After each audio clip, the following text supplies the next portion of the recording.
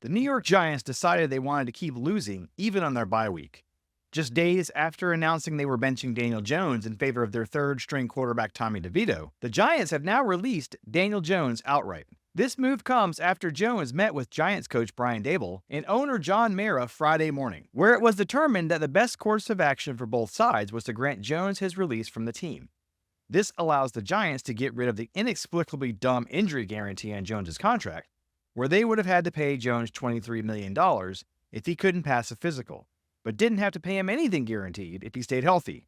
Doesn't make sense to me either. The benching was more about the money than the admittedly bad quarterback play by Jones, and was a similar situation to Russell Wilson's last season in Denver. However, the Giants will still owe Jones nearly $2 million per game for the rest of the season.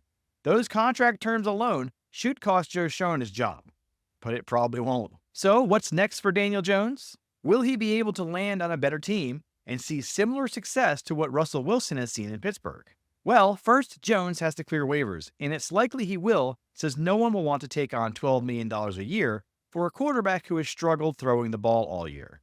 Once he clears waivers, he can sign with any team he wants, and given the state of quarterback play in the league these days, it's highly likely he will play again this season. The question is, where?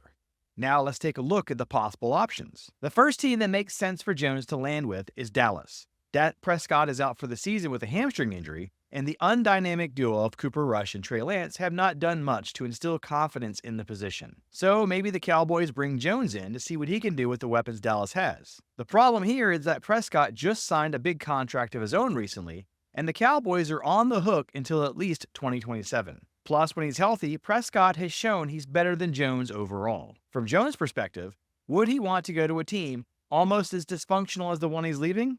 I don't think he will. Another potential landing spot for Jones where he could feasibly come in and start right away is Jacksonville, where Trevor Lawrence has been pretty bad and is currently injured. Plus, their backup, Mac Jones, was a cast-off from New England, and he hasn't been much better. Does Daniel Jones bring more to the table than what the Jags already have at quarterback? And like Dallas, the Jags have recently signed their starting quarterback to a large contract extension. Plus, again, why would Jones want to risk his career on a bad team situation? The only other landing spot I can think of where Jones could potentially come in and start right away would be the Raiders, which, out of the three options, seems to be the best spot despite their record. The Raiders appear to be a team that is just a quarterback away from being competitive, despite being out of the playoff hunt. They have a better offensive line than the Giants do and have some weapons at wide receiver. And they almost certainly want to get away from the Gardner Minshew, Aiden O'Connell experience. Outside of those options, Jones is likely looking at a backup position somewhere in the league, possibly with a team still in the playoff hunt. For instance, the Vikings might want to bring in a veteran behind Sam Darnold in case he goes down, so they don't have to rely on Nick Mullins to win games with playoff implications.